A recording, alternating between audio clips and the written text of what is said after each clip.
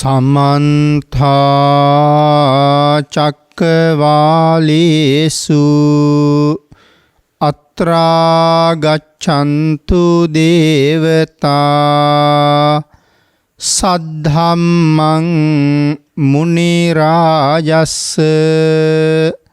සුනන්තු සග්ග මොක්ඛදං ධම්මස්සවන කාලෝ අයං බදන්තා ධම්මස්සවන කාලෝ අයං බදන්තා ධම්මස්සවන කාලෝ අයං බදන්තා නමෝ තස්ස භගවතු අරහතු සබ්බ ධම්මේසු අප්පටිහත ඥානචාරස්ස දස බලධරස්ස චතු වේසාරජ්‍ය විසරදස්ස සබ්බ සත්තුත් තමස්ස ධම්මිස්ස රස්ස ධම්ම රාජස්ස ධම්මස්සාමිස්ස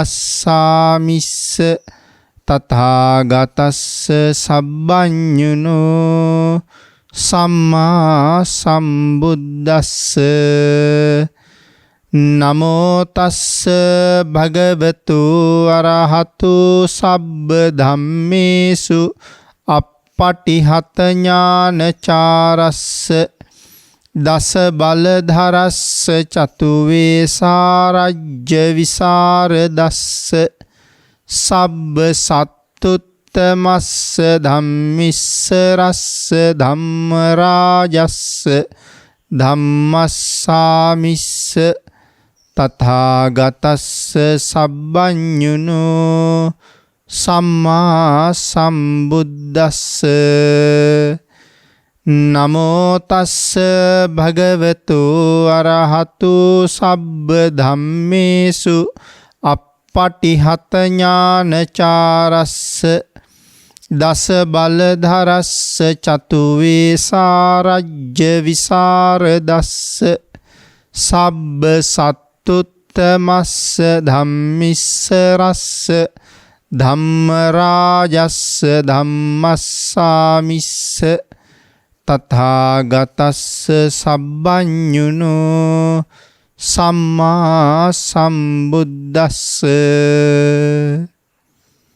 සද්ධර්ම ශ්‍රාවක කාරුණික ගුණගරුක බෞද්ධ පින්නතුනි බොහෝම ශ්‍රද්ධාවෙන් යුක්තව සියලු දෙනාම සූදානම් වෙන්නේ තිලෝගුරු ශාන්තිනායක සම්මා සම්බුදුරජාණන් වහන්සේ විසින් ලෝක සත්වයන් පිළිබඳව අසීමිත දයාවෙන් කරුණාවෙන් මෛත්‍රියෙන් යුක්තව අවබෝධ කරගෙන දේශනා කොට වදාළ පරම ගම්බීර වූ ශ්‍රී සද්ධර්ම රත්නයෙන් බොහෝම පුංචි කොටසක් දේශනා කරවගෙන ධර්ම ගෞරවය පෙරදරි කරගෙන දේශනාගත ධර්මයේ ශ්‍රවණය කරන්නත් එසේ ධර්ම ශ්‍රවණය කිරීමෙන් ලැබෙන අවවාද අනුශාසනා තම තමන්ගේ ජීවිතවලට එකතු කරගෙන වඩාත් නිවැරදි මෙලව ජීවිතයක් සකස් කරගන්නත්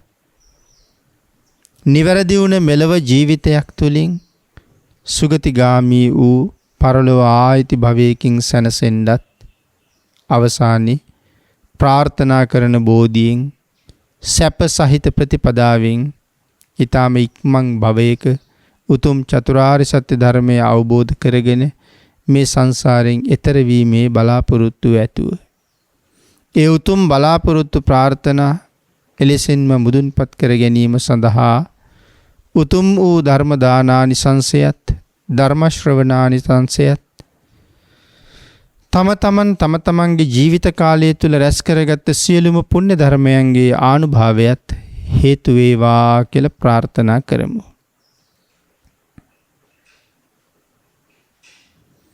පින්නතුනි අද ධර්මදේශනාවේ මාතෘකාව හැටියට මම යොදා ගන්න කල්පනා කළේ අපේ භාග්‍යතුන් වහන්සේ දේශනා කොට වදාළ උතුම් වූ ධම්මපද පාළියේ පුප්ප වර්ගයේ සඳහන් වෙන උතුම් ගාථා රත්නයක්. පුප්පානි හේව පචිනන්තං ව්‍යාසත්ත මනසං නරං අතිත්තං යේව කාමේසු අන්තකෝ කුරුතේ වසං. මේ ගාථා රත්නයේ සරල තේරුම තමයි මල් කඩලා මල් රැස් කරන්නෙක් වගේ පංචකාම ගුණයෙන් නොයෙක් පරිද්දෙන් පංචකාමයේහිම ඇලුන සත්වයා වස්තු කාමයන්ගේ ක්ලේශ කාමයන්ගේ සෑහීමක් නැතුවම දවසක මරණයට පත් වෙනවා කියන කාරණාව. මරු වසඟයට යනවා. වත්කම් කෙලෙස්කම් මේ දෙකෙන්ම සෑහීමකට පත් වෙන්නේ නැතුව. කොයි වගේද? මල් වත්තකට ගිහිල්ලා මල් නෙලලා මල් රැස් කරන්නේ සෑහීමකට පත් නොවන්නාසේ පංචකාමයේ සෑහීමකට පත් වෙන්නේ නැහැ මේ සත්වයා. සෑහීමකට පත් නොවීම ඔවුන් මෙලවින් සමුගන්නවා. මේ ගාථා රත්නයේ දේශනා කොට වදාළේ කවුරුන් නිසාද? මොන වගේ කාරණාවක් නිසාද කියන කාරණාව කෙටියෙන් මතක් කළොත් පින්නතුනි, තව්තිසා දිව්‍ය ලෝකේ ජීවත් වුණ මාලා භාරී කියන දිව්‍ය පුත්‍රයා දිව්‍යාංගනාවන් පිරිසක් එක්ක එක දවසක් මල් උයනට ගියා. දිව්‍යාංගනාවන්ගෙන් පිරිසක් මල් නෙලනවා. තව පිරිසක් ඒ මල් අරගෙන ගිහිල්ලා තමන්ගේ ස්වාමියාව සරසනවා. මල් උයනේ මෙහෙම තමයි මේ අය කටයුතු කර කර හිටියේ. මල් ගහක් උඩ මල් නෙලනෙලා ඉන්න දිව්‍යාංගනාවක් මල් නෙලමින් ඉන්න අතරතුරම ඒ දිව්‍යාත්ම භාවයෙන් චුත වුණා. චුත වෙලා මනුස්ස ලෝකේ අපේ බුදුරජාණන් වහන්සේගේ කාලේ එක පවුලක උප්පත්තිය ලැබුවා.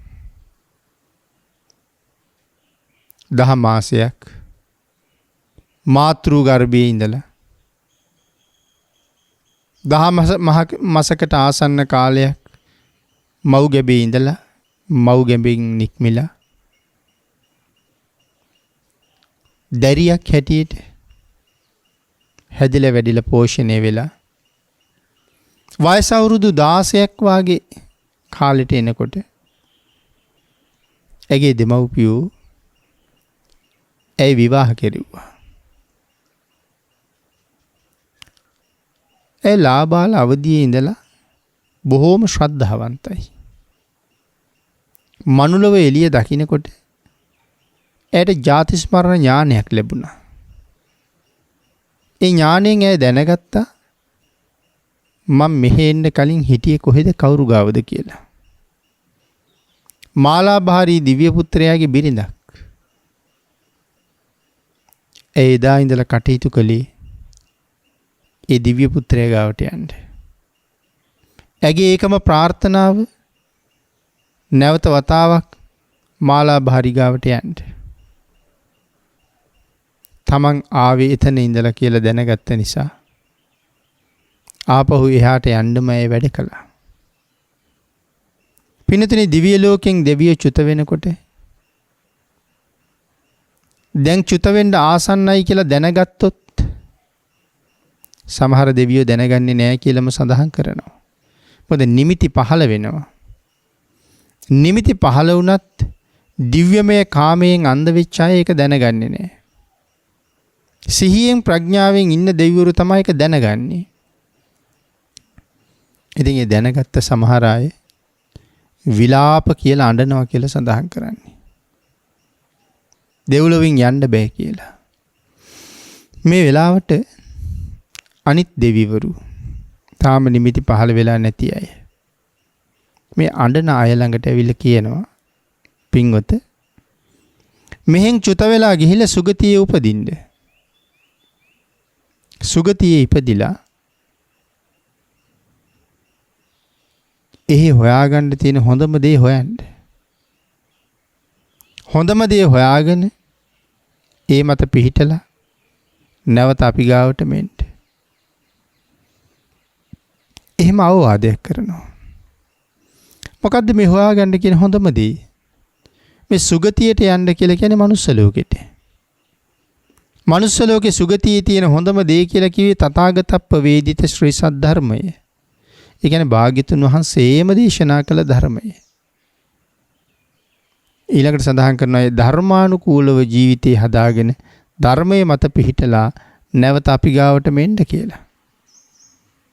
ඉතින් මේ දිව්‍යාංගනාව තමන් ආවේ කොහේ ඉඳලාද? තමන් ආවේ මොකටද කියන කාරණාව තේරුම් අරගත්තා. ඒ දැනගත්තා.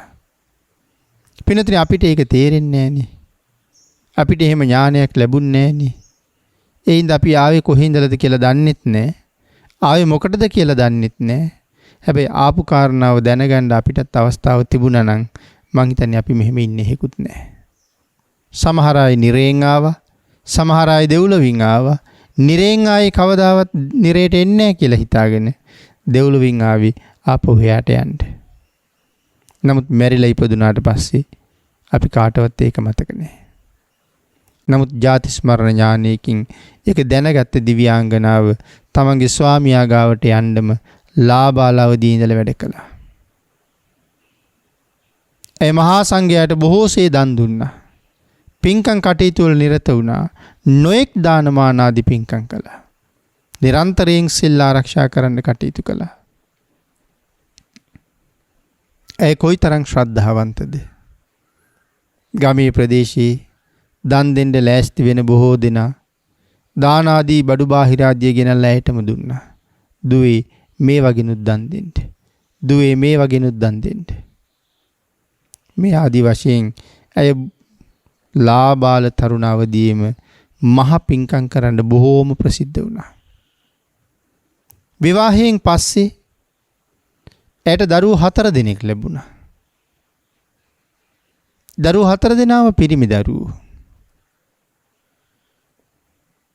ඒ දරුවෝ 4 දෙනාම ලැබිලා දරුවනුත් හදා වඩාගෙන දරුවන්ගේ යුතුයකම් ටිකත් සම්පූර්ණ කරලා ඒ සියල්ල කරන ගමන් ඇය තමන්ගේ පින්කම් කටයුතු කරන එක නම් අත්හැරියේ නෑ. නිතර විහාරයට ආව ගියා. භික්ෂු සංඝයාගේ සිව්පස අවශ්‍යතා හොයලා බැලුවා. හැම දෙයක්ම මනාව සම්පූර්ණ කළා. දරුවොත් ලොකුයි. ඇයටත් තරමක් වයසයි. ඇය නිතරම දම්පැන් පූජා කරලා මගේ ස්වාමියා ළඟ නැවත ඉපදීම සඳහා නැත්නම් මේ කුසල කර්මයෙන් මගේ ස්වාමියාම මට ලැබේවා කියලා ප්‍රාර්ථනා කරනවා. ඒක හැමෝටම ඇහෙන්න කරන ප්‍රාර්ථනාවක්. මනාව දානශාලාව වස් කළා. මනාව පිරිසිදු කළා. මනාව අසුන් පැනෙව්වා. වාජන පිළිවෙලට තියෙනවා. ඇය ඉන්නව නම් දානශාලාවේ කිසිම අඩුවක් නැහැ. ඊටාම පිරිසිදුයි, සියල්ල සම්පූර්ණයි. අනේක දවසක් දම්පැන් පූජා කරලා සියල්ල ඉවර වෙලා අස්පස් කරලා ගෙදර ගිහිල්ලා ඉන්න ගමන් හදිසියෙම ඇය මරණයටපත් වුණා. පහුවදත් භික්ෂුන් වහන්සේලා දන් වළඳන්න වැඩියා. නමුත් එදා දානශාලාව පිළිවෙලක් නැහැ. හැමෝම ඇහුව පති පූජිකාව නැද්ද? ඒ සැමියාම ප්‍රාර්ථනා කරන නිසා ඇයට පතිය පුදන්නේ පති පූජිකාව කියලා නමක් පට බැඳිලා තිබුණා. ඉතින් ඇහුව භික්ෂුන් වහන්සේලා අද පති පූජිකාව නැද්ද? අනේ ස්වාමීනි මොනවා කියනවද? ඊ හදිසියේ අසනීප වුණානේ. අසනීප වෙලා රාත්‍රියේම මරණයටපත් වුණා. පුතත්ජන භික්ෂුන් වහන්සේලාගේ ඇස් වලින් කඳුළු වැටුණා කියලා සඳහන් කරනවා. රහතන් වහන්සේලා ධර්ම සංවේගයටපත් වුණා. පින්නතුනි, භික්ෂුන් වහන්සේලා මේ කාරණාව බුදුරජාණන් වහන්සේටත් මතක් කළා. මතක් කරලා ඇගේ ප්‍රාර්ථනාවත් බුදුරජාණන් වහන්සේට මතක් කළා. ස්වාමිනියයි නිතර නිතර පින්කම් කර කර මෙහෙම ප්‍රාර්ථනා කළා කියලා. ස්වාමිනියේ ප්‍රාර්ථනාවල් වලට අනුව ඇයි හැම දෙයක්ම මුදුන්පත් කරගත්තද? භාග්‍යවතුන් වහන්සේ දේශනා කළා වූ මහණෙනි, ඇයි තමන්ගේ ස්වාමියා ළඟම ඉපදුනා කියලා. නමුත් භික්ෂුන් වහන්සේලා සඳහන් කළා නෑ ස්වාමීනි, එහෙම බවක් දැක්කේ නෑනේ අපි. භාග්‍යවතුන් වහන්සේ මතක් කළා මහණෙනි, ඒ ස්වාමියා ප්‍රාර්ථනා කර කර හැම පින්කමක්ම කළා. ඒ ප්‍රාර්ථනා කළේ ඇගේ දැන් ස්වාමි පුරුෂයා නෙමෙයි, ඇගේ පෙර ස්වාමි පුරුෂයා. කවුද ස්වාමිනියේ පෙර ස්වාමියා? මහණෙනි, ඒ තව්තිසාවේ මාලාබාරී දිව්‍ය පුත්‍රයාගේ පරිවාර දිව්‍යාංගනාවක්. ඒ එහෙන් චුත වෙලා තමයි මනුලොවට ආවේ. නමුත් ඇයට ජාති ස්මරණ ඥානයක් ලැබුණා. ඒ කොහින්දලද ආවේ කියන කාරණාව දැනගන්න. ඒ කාරණාව දැනගෙන ඇය එතන ඉඳලා මාලාබාරී දිව්‍ය පුත්‍රයාවම තමා ප්‍රාර්ථනා කළේ. දැන් ඇය මෙහෙන් මරණයටපත් වෙලා මාලාබාරී දිව්‍ය පුත්‍රයා ගාව ඉපදුනා. මාලාබාරී දිව්‍ය පුත්‍රයා ගාවට මහණෙනි ඇය යනකොට ඇය යම් වෙලාවක යම් තැනක ඉඳලා චුත වුණාද? මාලාබාරී දිව්‍ය පුත්‍රයා තාමත් එතනමයි. පිනතුනි, ඇය දෙව්ලොව ඉපදුනාට පස්සේ අර මල්ලුවේනෙමයි උපදින්නේ. ඉතින් ඇය මනුලොවට ඇවිල්ලා මනුලෝකේ දරුවෝ 4 දෙනෙක්ගේ අම්මා කෙනෙක් වෙලා මෙහෙන් මරණයටපත් වෙලා ආපහු ගිහිල්ලා තව්තිසාවේ උපදිනකොට තමන්ගේ යහළු දිව්‍යාංගනාව තාමත් ස්වාමියාට මල් පලඳනවා. තාමත් සමහරු මල් ගස්වල, සමහරු තාමත් මල් නෙලනවා, සමහරු තාම පලඳනවා. දිව්‍යාංගනාව දැක්කහම මාලාබාරී දිව්‍ය පුත්‍රයා අහනවා, මේ සෑහෙන වෙලාවක් ඔබ දැක්කේ නෑනේ දෙව්දුවනිය, කොහෙද ගියේ කියලා. ඇයි කියනවා, ස්වාමීනි, මල් නෙලලා ඉන්න අතරේ මං චුත වුණා. චුත වෙලා ගිහිල්ලා මනුස්ස ලෝකෙ ඉපදුනා. මනුස්ස ලෝකෙ ජීවත් වෙලා මං එහි බොහෝම පින් කළා. මං කල්පනා කළා, මං කොහේ ඉඳලාද ආවේ? මට ජාති ස්මරණ ඥානයක් ලැබුණා. මං දැනගත්තා මං ඔබ වහන්සේ ළඟ ඉඳලා ගියපු බව. මං එතන ඉඳලා හැම පින්කමක්ම ප්‍රාර්ථනා කළේ ඔබ වහන්සේ ළඟට එන්න. මගේ පැතුමට අනුව මං ඔබ වහන්සේ ළඟටම ආවා. දිව්‍ය පුත්‍රයා අහනවා, මනුස්ස ලෝකේ ගොඩක් ආයුෂ දිගයිද කියලා. ඒ සඳහන් කරනවා, ස්වාමීනි, මොනවා කියනවද? ඊටාම ස්වල්ප කෙටි ආයුෂයක් මනුස්ස ලෝකේ තියෙන්නේ. දිව්‍ය පුත්‍රයා අහනවා, එහෙනම් මනුස්ස ලෝකයේ අය හුඟක් ඉක්මන් කරලා වෙහෙස මහන්සි වෙලා ලහි ශ්‍රද්ධාවෙන් සිල් රැකගෙන පින් කරනවා ඇති නේද කියලා. ස්වාමීනි, මොනවා කියනවද? ඒ මිනිසුන්ට එහෙම ගාණක්වත් නැහැ. මැරෙනවා කියලා කල්පනාවක්වත් නැහැ. ඒ මිනිසුන්ගේ අදහස නිකන් Tamanට අසංකේයයට ආයුෂ තියෙනවා වගේ. ඒ හින්දා කිසි කෙනෙක් පුණ්‍යවන්ත කටයුතු වල යෙදෙනවට වඩා හුඟක් අය පංචකාමයෙන් අන්ධ වෙලා ඉන්නවා. පින් කරනවා කියලා කීවත් එක දිගට පින් කරන අය හුඟ අඩුයි. එක දිගට සිල් රකින්න අය හුඟ අඩුයි. ගුණ පුරන්නන් හුඟක් හීනයි. නිවන් දකින්න බලාපොරොත්තු ඇති අය හුඟ අඩුයි. පංචකාමයෙන් සතුටු වෙන අය වැඩි. මේ ආදි වශයෙන් මනුස්ස ලෝකේ ස්වභාවය දිව්‍ය පුත්‍රයාට මතක් කළා. අපේ බුදුරජාණන් වහන්සේ මෙන්න මේ අපි මුලින් මාතෘකා කරගත්ත ගාථා රත්නය විශේෂයෙන් දේශනා කොට වදාලා. මනුස්ස ලෝකේ තියෙන ජීවිතේ ඊටා දිගු ජීවිතයක් නෙමෙයි. ඒක ඊටාම කෙටි එකක්. ආන් ඒක නිසාම මායя වස්තුකාම ක්ලේශකාම මේ වත්කම් කෙලස්කම් වලින් සෑහීමකටපත් නොවිච්ච වත්කම් කෙලස්කම් අතරමං වෙච්ච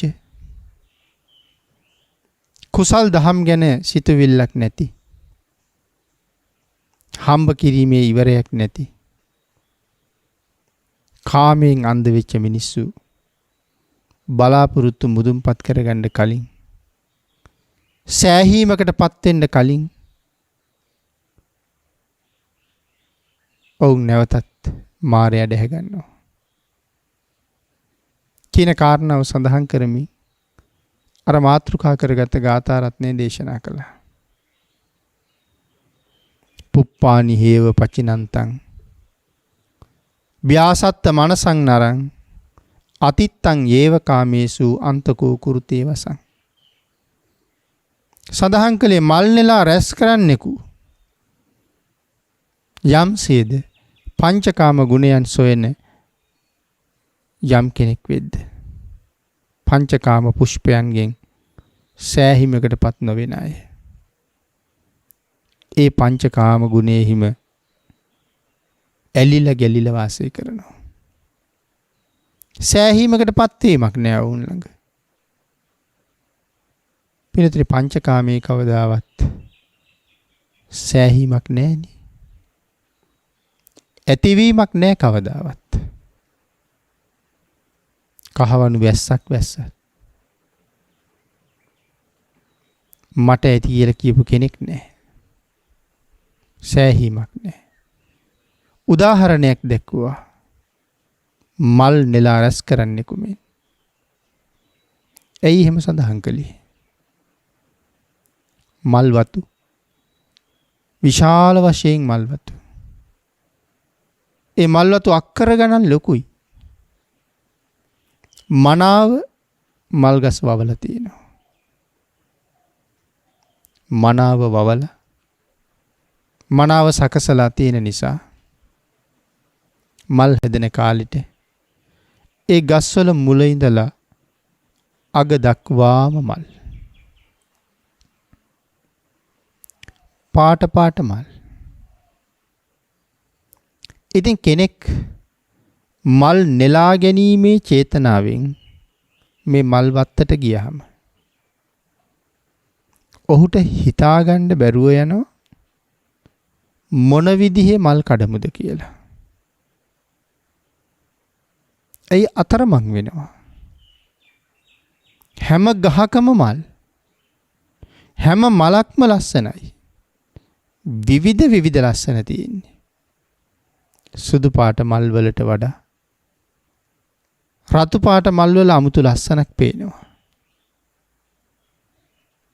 රතු පාට මල් ගස් ගාවට ගිහිල්ලා බැලුවහම කහ පාට මල් වල ඊට වඩා අපූර්ව ලක්ෂණයක් පේනවා. කහ පාට මල් ගස් ගාවට ගිහිල්ලා බලහම නිල් පාට මලේ අමුතුම එළියක් තියෙනවා.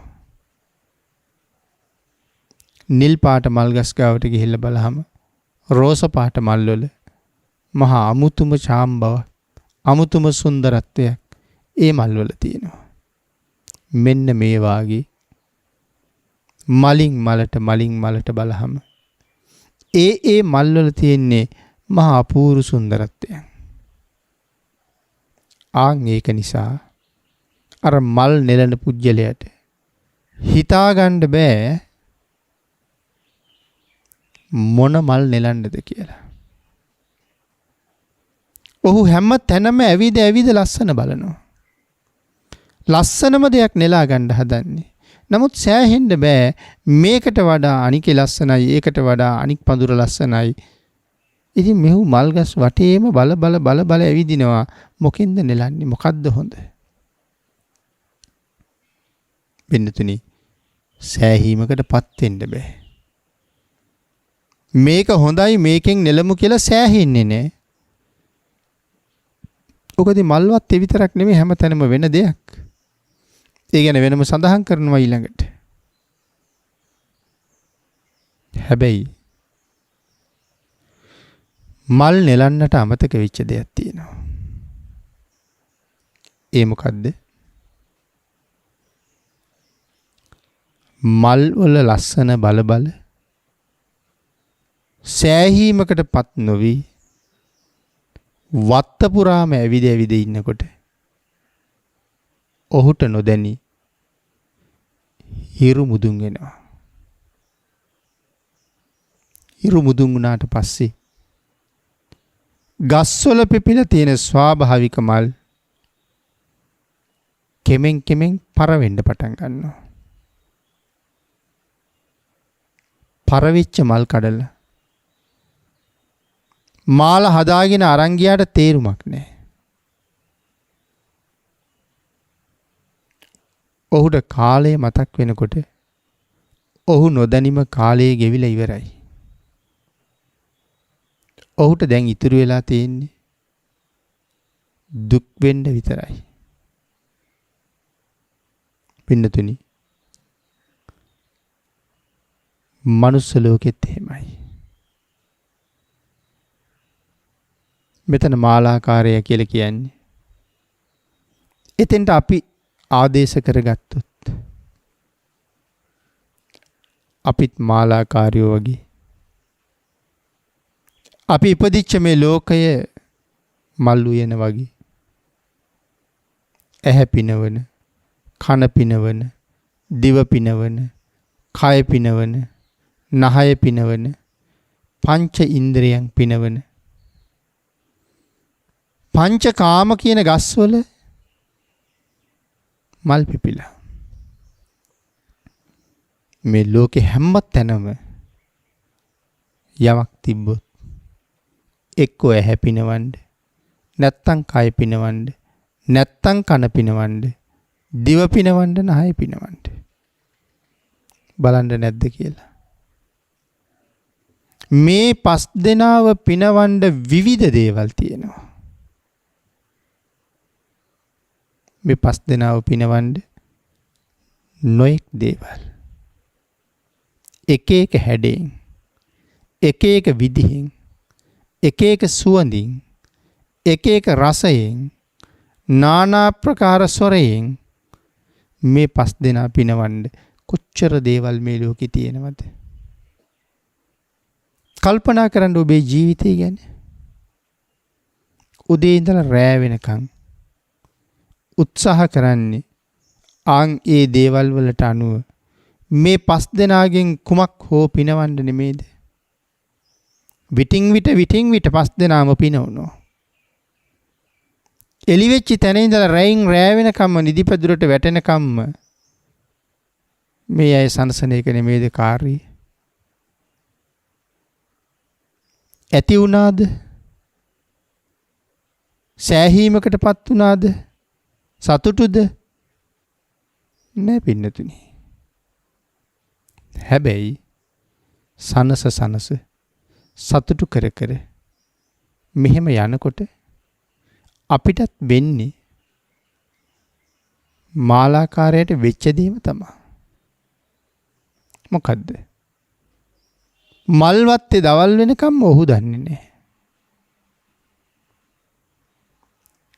අපේ වයස යනකම් අපිට තේරෙන්නේ නැහැ.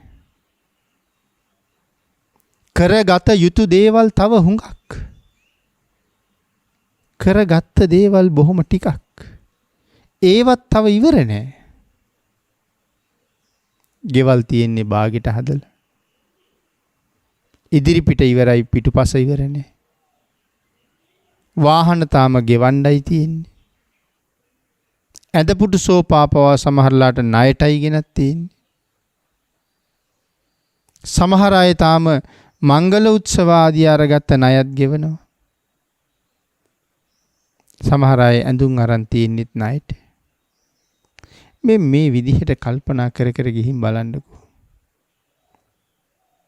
සෑහීමකටපත් වෙලා නිමාවක් දැකලා සැනසීමක් ලැබෙන්න දෙයක් ලැබෙන දෙයක් තියනවද කියලා. එහෙම දෙයක්වත් නැහැ. වස්තුකාමයේ ඇතිවීමකුත් නැහැ. ක්ලේශකාමයේ ඇතිවීමකුත් නැහැ. වත්කම් කෙලෙස්කම් දෙකට යට වෙලා තෘප්තිය නැතුව සෑහීමක් නැතුව ඇති කියලා ස්වභාවයක් නැතුව ඔවුන් හැමදාම ඇතිවෙයි කියලා එකතු කරනවා. මේ ටික කරාම ඇතිවෙයි. මේ ටික කරාම ඇතිවෙයි. මේ ප්‍රමාණය කරාම ඇතිවෙයි. ඇතිවෙච්ච දවසක් ඇතිවෙච්ච කෙනෙක් ඉන්නවද එහෙම කෙනෙක්? එහෙම දවසක් නෑ. එහෙම කෙනෙක් නෑ. හැරමිටියෙන් යන කෙනත් එකතු කරන්න තියෙනවා නම් තව එකතු කරනවා. පොදි බඳින්න තියෙනවා නම් පොදි බඳිනවා. ජීවිතේ ඉවරයි. නමුත් සිහිය ප්‍රඥාව නැහැ. යන්නේ හැරමිටියෙන්. පඩිය නැගින්නේ අල්ලගෙන. ඉඳගන්නේ කෙඳිරි ගාගෙන. බෙහෙත් පෙති සමහරලාට 30 දවසකට ගිල්ල දාන්නේ. නමුත් දැන් මං ඉවරයි කියලා කල්පනාවක් නැහැ. තව කාටද මේවා එකතු කරන්න කියලා කල්පනාවක් නැහැ. එකතු කරගත්ත දෙයින් පින්කමක් කරගන්න අදහසක් නැහැ. පින්කම් කරන්න තේරෙන්නේ නැහැ. තේරෙන්න දැනගන්න ස්වභාවය අවබෝධ කරන්න බණ අහන්නේ. අහන්න කැමතිත් නැහැ. කෝටි ප්‍රකෝටි ගණන් සමහර අය රැස් කරගෙන දිය රකුසු අරක් ගත්ත විල් වගේ. තවත් මදි. තවත් අයථාක්‍රම පාවිච්චි කර කර හම්බ කරනවා. තව ටිකකින් මැරුණොත් අවීචි මහ නිරේ උපදිනවා කියලා කීවත් තව ටිකකින් මැරුණාම සතර අපායේ කොහේ හරි උපදිනවා කියලා කීවත් ඒකවත් හිතන්න ඉඩ දීලා නැහැ. කාමය පංචකාමය හිත වහගෙන බණක් දහමක් අහලා යථාර්ථය දැකලා සිත් සතන් පිරිසිදු කරගෙන මග වියදම් හම්බ කරගන්න සූදානමක් නැහැ. පෙර කරන ලද කුසල කර්මයක් පෙර ජීවිතෙන් මැරෙනකොට අවසාන මොහොතේ හේතු වෙලා ඉස්මතු වුණ නිසා අපායට යන්න හිටපු අපි අපායට නොයා මේ ජීවිතය ලබා ගත්තා. ඒ පෙර කුසල කර්මයට අනුවම තමයි අපි සම්මා දිට්ඨික වුණේ. ඒ පෙර කුසල කර්මයට අනුවම තමයි අපි මේ හැම දෙයක්ම ලබලා තියෙන්නේ. පෙර පින උඩ මේ ජීවත් වෙන්නේ. හැබැයි පින් වලට වඩා පෙර පව් අපි ගාව වුණ තරම් තියෙනවා. ලැබිලා තියෙන අවස්ථාව කොච්චර වටිනවද? ඒකෙන් වහ ප්‍රයෝජන අරගන්න අපි හැම වෙලාවෙම උත්සාහ කරන්න ඕනේ. මේ කාම සම්පත් වලින් සෑහීමක් නැහැනේ පින්නතුනි කවදාවත්. සඳහන් කළානේ අතිත්තං ඒව කාමේසු. සඳහන් කළා කාමයන් කවදාවත් සත්වයා සෑහීමකට පත් කරන්නේ නැහැ. ව්‍යාසත්ත සඳහන් කළා තදින් ඇලුණු මිනිසාගේ හිත. පංචකාමයේ තදින් ඇලිච්ච මිනිසාගේ හිත ඒ පංචකාමයෙන් ගලවන්න හරි අමාරුයි. ආන්ගේ නිසා සඳහන් කළා සෑහීමක් නැති ආන්ගේ ඇලීම නිසා කොයි තරම් ගැටුම් වැටුම් හැලහැප්පීම් අපි අපේ ජීවිතය ඇතුළේ තියෙනවද? කාමයේ නිසා. ඔබ හිතලා බලන්න. මන වඩන රූප, ශබ්ද, ගන්ධ, රස, ස්පර්ශ මේ දේවල් නිසා අපි කොයි තරම් මේ සමාජය තුළ කරදරකම් කටළු වලට භාජනය වෙලාද කියලා. රූපයට ඇලිලා. තමන්ගේ රූපයට ඇලිලා. ඒ රූපය වෙනුවෙන් කාලේ නාස්ති කරන අය කොච්චරද? හිතලා බලන්න. කෙස් වැටිය වෙනුවෙන් ගත කරන කාලේ, ඇහි බැම වෙනුවෙන් ගත කරන කාලේ, රැවුල වෙනුවෙන් ගත කරන කාලේ, මූණේ තෙල් ඉවත් කරන්න කියලා ගත කරන කාලේ, පොල් ගෙඩියක් විතර ඇති ඔලු ගෙඩියේ එක පැත්තක තියෙන මුහුණ වෙනුවෙන් වටිනා ජීවිතයක පැය කීයක් දවසකට අහක යනවද? ඊළඟට කොණ්ඩේ වෙනුවෙන් කොච්චර කාලයක් අහක යනවද? ඇඳුම පැළඳුම වෙනුවෙන් කොච්චර කාලයක් කැප වෙනවද? රුව ලස්සන ළඟ, නියපොත්ත ළඟ හිතලා බලන්න කාලේ නාස්ති වෙන තරම් දවසක. නමුත් සෑහීමක් තියෙනවද? කාලේ නාස්ති වෙනවා කියලා තේරෙනවද? වයස යනවා කියලා තේරෙනවද? මාරයා ලං වෙනවා කියලා වැටහෙනවද? උදේ ගෙදරින් එළියට බැහැලා ගියපු කෙනා යනකොට වඩා මරුට ලං වෙලයි ගෙදර එන්නේ. ගියපු කෙනාට වඩා වෙනස් කෙනෙක් ගෙදර එන්නේ. නමුත් සිහිය ප්‍රඥාව නැති නිසා තේරෙනවා අඩුයි. වැටහෙනවා අඩුයි. ආන් ඒක නිසා හැම වෙලාවෙම කල්පනා කරන්න ඕනේ. මේ මොහොතක් පාසා ගෙවි යන්නේ මේ ලෝකේ මට ජීවත් වෙන්න තියෙන අවස්ථාවයි කියලා. මට ජීවත් වෙන්න තියෙන අවස්ථාවයි මේ ගෙවිලා යන්නේ. රං රිදී මුතු මැණික් මේ දේවල් වෙනුවෙන් නාස්ති වෙන කාලේ,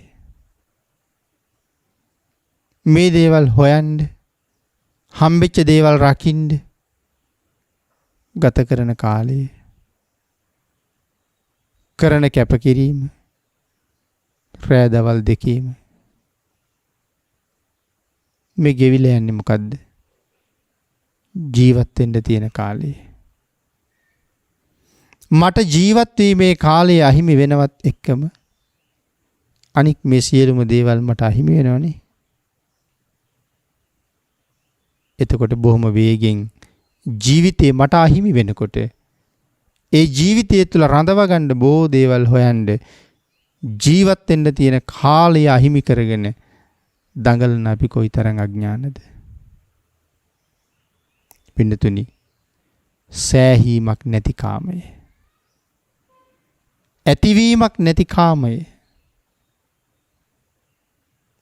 මේ කාමය වෙනුවෙන් මිනිස්සු කොයිතරම් ගැටෙනවද? හිතලා බලන්න. නඩු කියන අය ඉඩ කඩන් වලට නඩු කියනවා. යාන වාහන වලට නඩු කියනවා. තවත් නොඑක් දේවල් වලට නඩු කියනවා.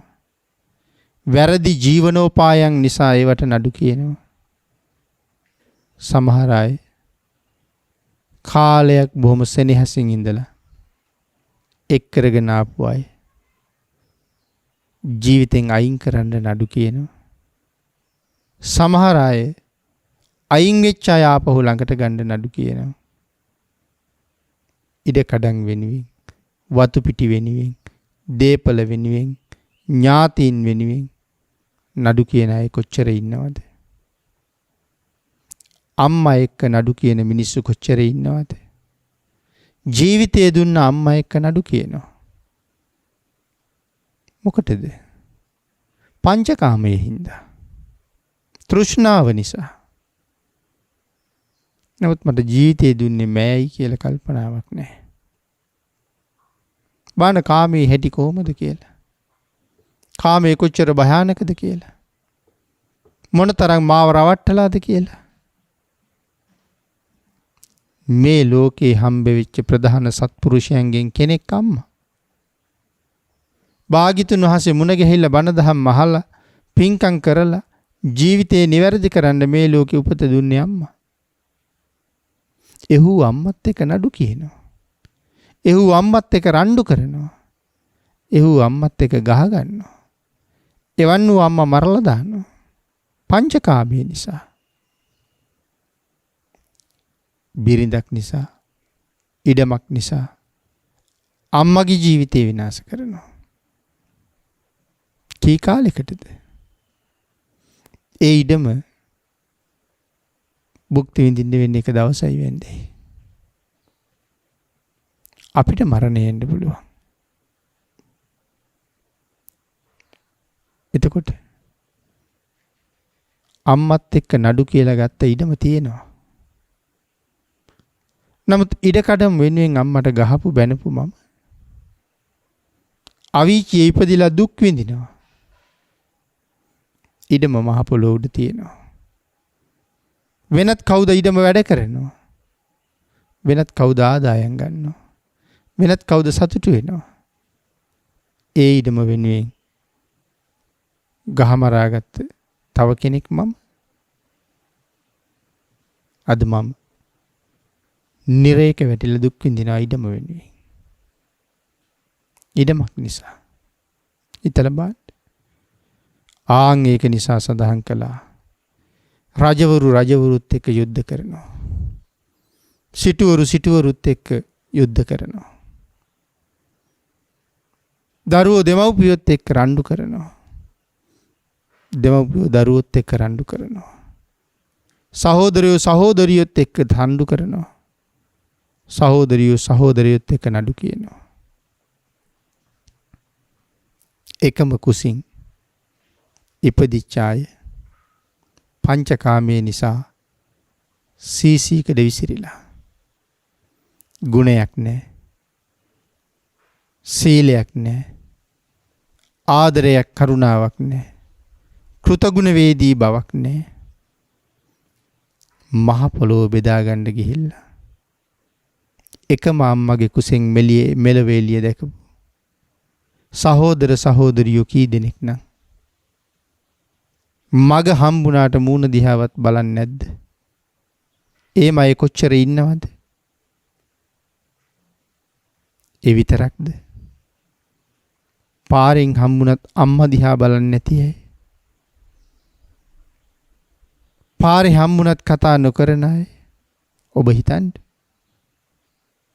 අම්මා මග හම්බ වෙලා මූණ දිහාවත් නොබල බිම් බලාගෙන යනකොට අම්මට ඇති වෙන හැඟීම. අම්මට මතකයි මොහු කුසේ හිටපු හැටි. මොහු උපදිනකොට අම්මට දැනුණ වේදනාව. මොහුට කිරි දීපු හැටි. මොහු නලවපු හැටි. ලෙඩ වෙච්චාම උස්සගෙන බේත් හොයන්න ගියපු හැටි. ලොකු මහත් කරපු හැටි උගන්වපු හැටි. අද ඉඩම් කෑල්ලක් නිසා මූණ බලන්නේ. බිරිඳ නිසා මූණ බලන්නේ. නමුත් මේ ඔක්කොම මොනවා නිසාද? පින්නතුනි මේ ඔක්කොම කාමයේ නිසා. ඉතින් මේ සෑහීමක් නැති කාමය, ඇතිවීමක් නැති කාමය, මේක හරියට ගිනි හුලක් වගේ. සඳහන් කළේ ගිනි හුලක් වගේ. ඇයි එහෙම කිව්වේ? ගිනි හුල දැවිලා ඉවර වෙනකොට අත්හැරියේ නැත්නම් ඒත් අත පිච්චෙනවා. යටි සුළඟට ඇල්ලුවේ නැත්නම් ඒත් අත පිච්චෙනවා. කාමයත් එහෙමයි. මේ ලෝකේ ජීවත් වෙනකන්, කවදා හරි නිවන් අවබෝධ කරනකන් අපිට මේ පංචකාමයත් එක්ක ජීවත් වෙන්න වෙනවා. හැබැයි ඒක පරිහරණය කරන්න හැටි, ඒකත් එක්ක ජීවත් වෙන්න හැටි මනාව අවබෝධ කරගන්න ඕනේ. තේරුම් අරගන්න ඕනේ. කොහොමද මේක පරිහරණය කළ යුත්තේ? කොහොමද මේකත් එක්ක ජීවත් විය යුත්තේ? කොයි ප්‍රමාණයෙන්ද යොදාගත යුත්තේ? සිහිය ප්‍රඥාව කොහොමද තිබිය යුත්තේ? අන්තගාමී නොවිය යුතුයි. මොකද අර ගිනි හුල අතේ තියාගන්න ඕනේ තමන්ට හානියක් නොවෙන තාක්කල්. පංචකාමයෙන් පෝසත් විය යුත්තේ තමන්ට හානියක් ලොකුවට කරගන්න නැතුව. පුළුවන් තරම් හානිය අවම කරගෙන සංසාරයෙන් එතර වෙන තැනට යනකම් මේ පංචකාමයෙන් ප්‍රයෝජන ගන්න සිද්ධ වෙනවා. ඒ කාම ලෝකේ ජීවත් වෙන්න සිද්ධ වෙනවා. නමුත් පින්නතුනි, අපි හැමෝම මනාව තීරණය කළ යුතුයි. මේ ලෝකෙට ආවියයි. මේ ලෝකෙට ආවේ ආපු තැනකට ආයන්ට. එහෙම එන්නේ දෙව්ලොවින් එන අය. නිරයෙන් එන්නේ අය කවදාවත් නොෙන්නේ. කොසල් මහරජුරුව දවසක් නිදාගෙන ඉන්නකොට සද්දයක් ඇහෙනවා, දූෂණසෝ කියලා. කොහෙන්ද මේ හඬ ඇහෙන්නේ? මේ හඬ ඇහෙන්නේ නිරයෙන්. මෙතන සමහර අය කියනවා මනුස්ස ලෝකෙට යන්න ලැබුණොත් නිරයෙන් මිදිලා ආයේ කවදාවත් නිරේ පැත්ත පළාත එන්නේ නැහැ. සමහර අය කියනවා දෙව්ලොවින් ආවහම නැවත පින්කම් කරගෙන දෙව්ලොවට මෙන්න කියලා. නිරයෙන් ආපු අය නිරේට නොයන්න, දෙව්ලොවෙන් ආපු අය දෙව්ලොවට යන්න.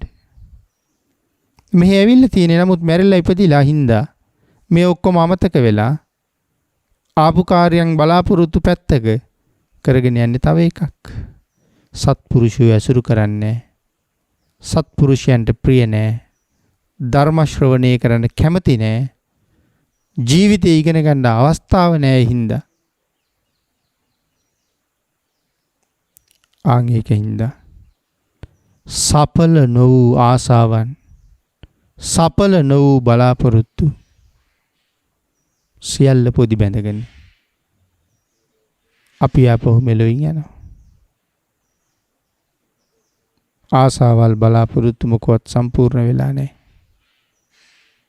මෙලොවින් යන්න ලෑස්ති වෙනවා. එහෙමනම් සතුටු නැතුව මෙලොවින් යන්නේ. අහවල් දේ තිබුණා නම් මටත් හොඳයි කියලා හිතුවා. ඒක මුදුන්පත් කරගන්න නොකටයුතු වැඩත් කළා. කාමය වෙනුවෙන් ඇති තරම් පව් රැස් කළා.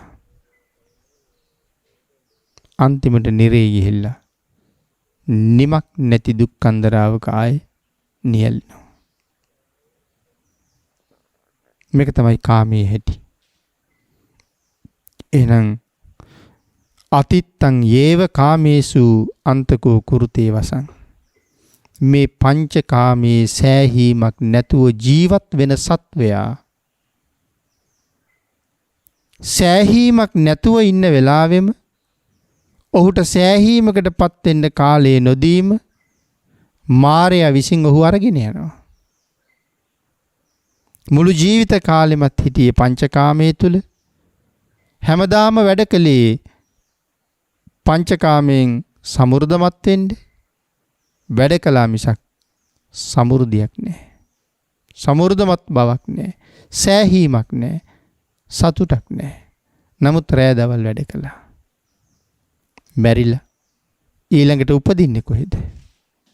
පංචකාමයේ වෙනුවෙන්ම කාලය ගෙවුණා.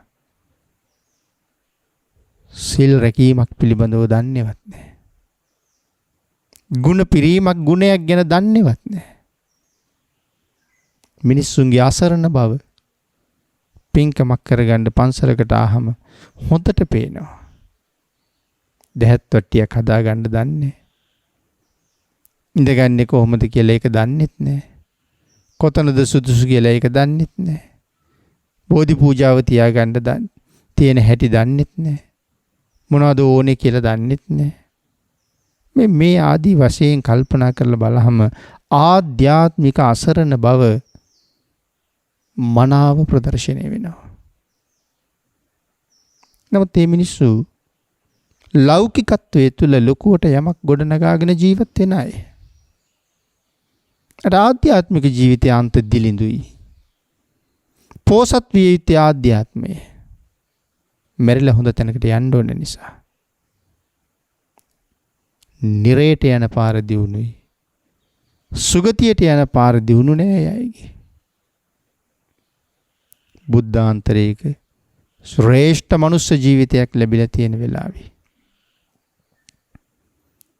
කාමයෙන් අන්ධ වෙලා මරණයෙන් පස්සේ නිරේ ගිහිල්ලා උපදිනවට වඩා ලද දෙයින් සෑහීමකටපත් වෙලා කළ යුතු සුවිශේෂී කාර්ය මනාව සම්පූර්ණ කරගෙන මේ සංසාරයෙන් එතර යන්න කටයුතු කරන්න. මේ අල්ප වූ ආයුෂයෙන් වහවහ ප්‍රයෝජන ලබන්න. මරණ බව දැනගෙන වැඩ කරන්න. මග වියදම් අවශ්‍යයි කියලා තීරණය කරන්න. ඒ සියල්ල සම්පූර්ණ කරගන්න තුනුරුවන්ගේ ආශිර්වාදයෙන් ඔබට ශක්තිය, ධෛර්යය, වාග්ය, වාසනාව නොඅඩුව උදා වේවා කියලා ප්‍රාර්ථනා කරනවා.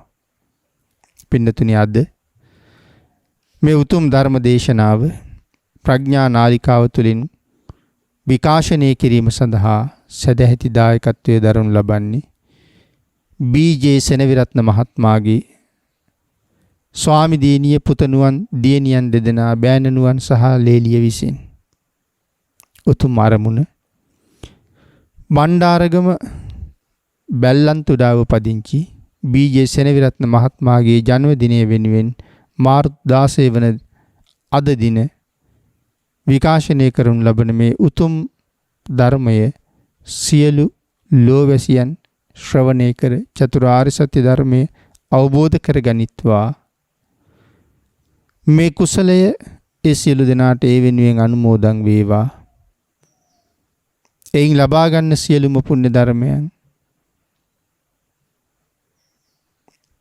නිදන සියලු පුණ්‍ය ධර්මයන් තමන්ටත් සෙනවිරත්න මහත්මයාටත් පවුලේ අනිකුත් සියලු දෙනාටමත් අඩු නැතුව අනුමෝදන් වේවා.